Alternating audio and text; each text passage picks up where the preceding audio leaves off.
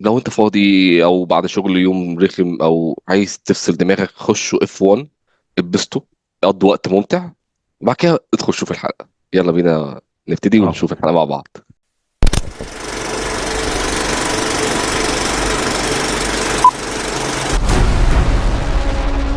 اف 1 بيتكلم عن سوني هيز، السائق المتقاعد اللي عمره ما نجح في الاف 1 قبل كده بسبب حادثة حصلت له، لغايه ما بيجي صديق عمره اللي بقى بيرقص احد الشركات الجديده في سباقات الفورمولا 1، وبيطلب منه ان هو يبقى السائق التاني في الفريق. وبنشوف في الوقت ده صراع سوني هيز ضد الماضي بتاعه وضد المتسابقين الاصغر منه في السن، وهل هينجح ان هو يبقى جزء من الفريق ويحقق حلمه القديم ولا لا.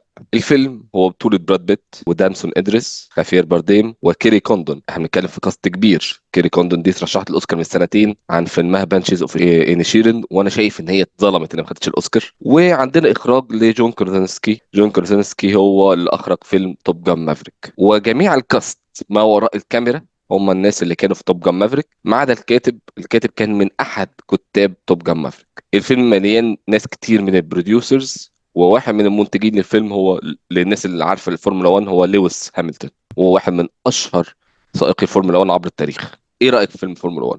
هو انا هستغرب لو حد دخل الفيلم وما عجبوش، يعني هستغرب لو حد دخل الفيلم وما انبهرش، هستغرب لو حد دخل الفيلم وما قضاش اسرع ساعتين ونص في 2025. يعني فيلم اف 1 فعلا هم ماشيين بسرعة الاف 1.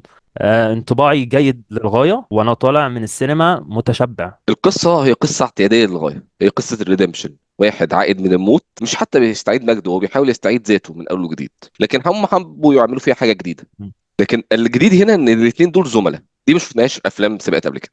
يعني اشهر افلام السباقات ما بنشوفش زملاء بيتنافسوا مع بعض، بتشوف اتنين ضد بعض. اه لكن دي زي العظيم رش رش او وزي فورد وفيراري، الافلام الحلوه بتاعت مم. السباقات بيبقى اتنين ضد بعض مش اتنين في نفس التيم. دي مم. كانت التجديد اللي كان موجود هنا. ونخش بقى هو ازاي اتنين في نفس التيم مفروض يبقوا مع بعض، بس لو وصل في نقطه ان هم ينافسوا بعض هيحصل ايه. اه دي شيء جديد، شيء جديد. وازاي يختموا التيم وازاي يخدموا الفرقه، ده كان شيء الفريش اللي انا شايفه الوحيد في القصه. مخرج الفيلم هو عنده موديل. هو دخل في الموديل ده معطيات طلعت له فيلمين، واحد اه، بيتكلم عن الطيارات والتاني واحد بيتكلم عن بيتكلم. الاف 1.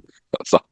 كمية اه. التشابهات ما بين توب جان مافريك في الكور ما بين وفي المشاهد وفي ما التلوين عشان وفي الإضاءة، زي ما انت قلت الكرو كله هو نفس الكرو. فكرة الراجل اللي من عمر كبير وجاي من ثقافة مختلفة ودايما متمرد ودايما بيكسر القانون وما بيسمعش لحد، وفي شاب تاني متمرد ومغرور ومش عايز يسمع للكبير، والعلاقة الديناميكية بينهم ده توب جان مافريك.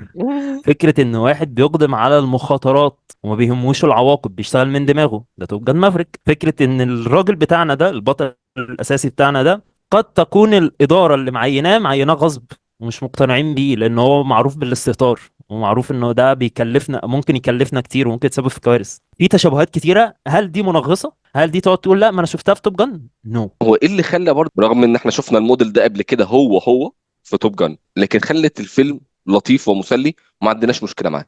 ان احنا اصلا مغيرين العالم. مغيرين تفاصيل العالم. كاريزما براد بيت وخافير بارديم مع بعض رهيبه. براد بيت ممثل جامد قوي يا جماعه. شخصيه براد بيت حصلت له حادثه قديمه ادت ان هو ما يقدرش يخش سباقات الفورمولا 1 تاني. باي ذا واي، الحادثه حقيقيه وفي شخص حقيقي كان ليه الفوتج دي، مش براد بيت. الشخص ده اسمه مارتن دونالي، وحصلت الحادثه دي سنه 1991. فهم اخذوا الفكره بتاعت الحادثه دي وبنوا عليها قصه الفيلم. انا في الطبيعي مش بحب الاكسبوزيشن، مش بحب ان الشخصيه تقعد تتكلم تقول انا نفسي اعمل كذا، انا نفسي احقق كذا، اصلا انا من 30 سنه حصل لي كذا. في العادي ده انا مش بحبه. دي بتتطلب ممثل في ليفل معين، دينزل واشنطن، ليوناردو دي كابريو، الباتشينو، دينيرو، براد بيت. في الحته اللي براد بيت عمل فيها الحته دي في الفيلم انا مسكت نفسي اللي انا ابدا موجة التسقيف في السينما، لان هو وصل لي قوي قوي قوي اللي هو حس بيه زمان، ووصل لي قوي قوي اللي هيحصل في الفيلم قدام. ديناميكيه وعلاقات الاشخاص، وبالذات دامسون ادريس وبراد بيت. انا شايف طول امم الوقت ان دامسون ادريس ده لما يكبر هيبقى براد بيت، لو ما اتكسرش شوكته زي ما انت قلت. اختيارهم للكاستنج ان هو يبقى اسمر وصغير اختيار ممتاز. هو عايز يوصل لك بشكل بسيط جدا. انت لما تشوف الاثنين عكس توب جان، دول اتنين مختلفين تماما عن بعض حتى في الشكل. لكن كل ما تخش اكتر في اه الفيلم هتكتشف ان الاثنين دول لا مش مختلفين خالص تماما عن بعض. هو اختلاف ثقافات مش اختلاف في اللون بس، يعني احنا عندنا الشخص اللي هو الممثل بتاعنا الاسمراني، فهو جاي من خلفيه اللي هو خلفيه الشخص الاسمراني احنا عارفين بيتعرض لايه، فبالتالي هو بتبقى دوافعه في الحياه عايز يثبت ايه للناس وعايز يثبت ايه لنفسه، وكمان هو متربي في اوروبا. وعندنا الناحيه التانيه براد بيت امريكاني، شخص ابيض امريكاني متنمر ما بيشوفش حد غيره في مم. العالم، فدي خلقت ديناميكيه زياده عن اللي كانت موجوده في توب جان، لان نوعا ما في توب جان هما الاثنين جايين من نفس الثقافه، يعني ما فيش بينهم فروقات قوي في الثقافه او ونفس في الشكل ونفس النظره للعالم، الوسامة ونفس القدرات، لكن هنا ونفس الاختلاف. الكاريزما والغرور والتمرد وكل ده. كان في حته في الفيلم من ضمن دوافع براد بيت كانت عجباني جدا وكان نفسي نطول فيها، ان حته ان الدافع بتاع الشخصيه اللي بيحركه هو تعرضه للاهانه، وموقف احيي الاخراج عليه لان هو حسسني فعلا انا قاعد مكسوف للراجل ده، والراجل ده ما يستحقش كده. على الرغم ان انت لو جيت بصيت في تاريخه لا هو اتجاني على نفسه، هو ما حدش جاني عليه، بس انا قاعد محرج له وقاعد متضايق ان في حد بيكلمه بالطريقه دي، وبرضه تمثيل براد بيت. بس انا امم متفاهم الحاجات اللي احنا ما طولناش فيها، لان الساعتين ونص ما بيوقفوش. عايز يوصل لنقطة ايه؟ انت فهمت خلاص هو حاسس بايه صح؟ تعال نخش بقى على السيكونس اللي لا بعده. وغير كده هو عنده حاجات تانية، يعني هو مثلا بيخلص دافع الاهانه ده عنده دافع تاني وعنده م- دافع تالت وعنده دافع اه رابع، طبعا عنده يعني عنده هو دافع كتير جدا مش بسبب بيسيب المكان فشل في فاضي. الماضي. عايز اوصل بس حاجتين خفير باردين، كيمياء رهيبة جدا بينه وبين براد بيت. ممكن تسيب لي انا الطلعه دي؟ اطلع انت يا باشا. انا اكتر شخص في العالم بيحب خفير برديم، انا اعتقد ان انا بحب خفير برديم اكتر من عياله. يعني مش ممكن الراجل ده من ما يفتح بقه ولا حتى ما يفتحش بقه على الشاشة، لا يا جماعة مش طبيعي، ممثل من ليفل خيالي، عظماء. وهو بيشخط وهو بينطر وهو بيرمي الإفيه وهو بيستغرب من تصرفات الكائن اللي قدامه اللي هو براد بيت، بيوصل كل حاجة صح في وقت قصير قوي على الشاشة. كيري كوندوم مش عايز انساها، جميله جدا. عندي حته كده سوفت كده ناحيه كيري كوندوم من فيلم بانشيز اوف انيشيرن. التلاته قدموا التمثيل المطلوب لفيلم صيف، لا لا ده اكتر انا عايز ولا اقول اقل. ده اكتر كمان، ممكن اقول براد بيت بس. براد لا بيت براد بيت بقدم حتة زيادة شوية، على مش الكتابه تمثيل ساعدته اوسكار، برضه. طبعا مش طبعا تمثيل اوسكار بس، طبعا لا في حته كده اه. يعني طاقه براد بيت لو هو مش اللي هو عامل اه الدور ده. هنا بقى هدخل على اخراج على طول، ان احنا حسينا شفنا حاجه جديده عن افلام السباقات. احنا نفس اللي شفناه في توب جان، انت قاعد جوه الطياره بتسوق الطياره مع توم كروز، امم انت قاعد جوه امم العربيه عربيه السباقات بتسوق مع براد بيت وشخصيه جي بي.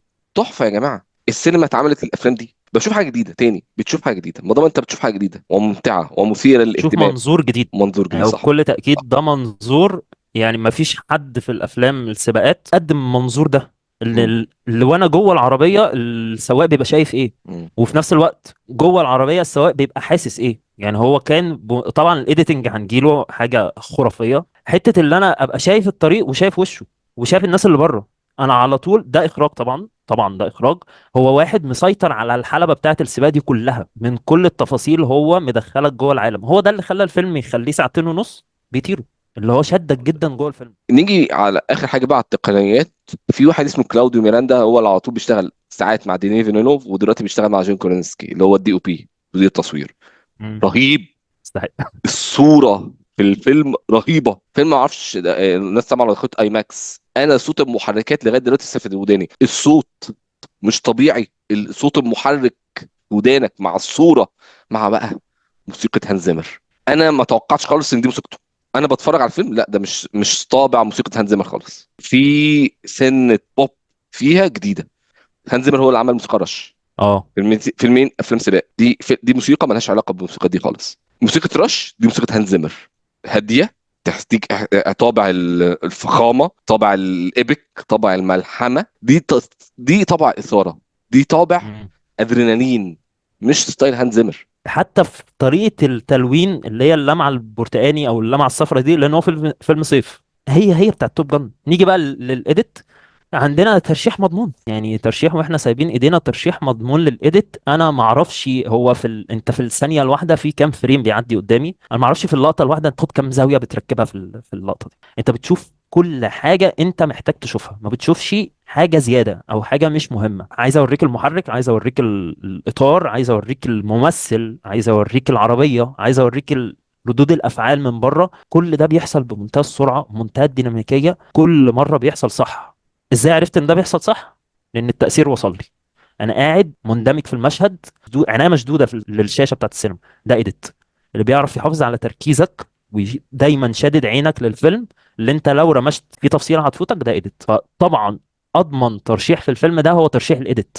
سلبيات بقى، انا عندي 3 سلبيات في الفيلم. اول سلبيه، فيلم نهى في وقت غلط. فيلم كان المفروض يخلص سبع اه، ثمان دقايق قبليها. بدري. في لقطه الفيلم كان المفروض يخلص هنا.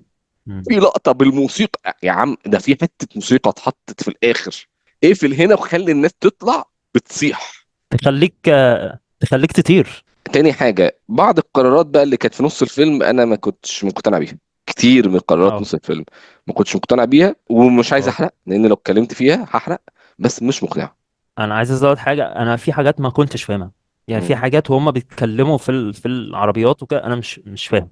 هو بيحاول، حتى هو بيحاول يعني يخلي بالك فاهمني، اكسبوزيشن. كنت محتاج ان دي تتشرح شويه. هو اعتمد ان الاكسبوزيشن اللي الراجل هيشرح لك الحاجات اللي انت مش فاهمها في العربيات هم المعلقين اللي بيبقوا على السباقات لم تؤدي دورها. اخر حاجه هقولها، السي جي اي رائع رائع، بس في لقطتين. واحده كانت تركيب صوره الشخصيتين على، بحيث ان هم يصغروهم. سبحان الله، في الفيديو هم اصغر. اما بيعرضوا فيديو ليهم وهم صغيرين، واو اه. ايه العظمه دي. اه. اما بيعرضوا بقى صوره ليهم وهم صغيرين، وحشه قوي. يعني الفيديو اسهل من اه. الصوره. شيء عجيب. وفي نهايه الفيلم امم. في لقطة كده، يعني الجرين سكرين بتصرخ بعد نهاية السباق. امم. ملخص ل F1، هو فيلم السيف بامتياز. هو في رأيي الشخصي هو أكتر وقت ممتع أنا قضيته في السينما. هستغرب قوي لو في ناس طلعت من الفيلم مش مبسوطة، بس الآراء عادية. بس لو في حد دخل الفيلم وطلع منه مش مبسوط، يقول لي في الكومنتات هو ما اتبسطش منه ليه، لأن احنا مبسوطين جدا جدا باللي احنا شفناه. نفس موديل توب جان اتحط بدل الطيارات، اتحط في السيارات وبدون سياسة الحمد لله. مفيش سياسة في الفيلم. الحمد لله. فطلعت اللي هو اخيرا حاجه عدله. ارشح الناس اللي تتفرج عليه، ترشح الناس تشوفه. انا مبسوط جدا من اف 1، وتقييمي ليه هو 8.5 من 10. بالظبط، انا كمان 8 ونص بالظبط. عشان انا مدي رش 9 او 9 وي، فهو 8 ونص. فده كلامنا عن اف 1. طولنا شويه في الكلام عنه بس بسبب جودته يستاهل. وحلاوته، وعايزين نعرف رايكم في الكومنتات. ونشوفكم ان شاء الله الاسبوع الجاي في فيلم احمد واحمد. اه، ان شاء الله. احمد يوم واحمد الخميس ان شاء الله. يوم الخميس ان شاء الله، ونشوفكم على خير. باي باي.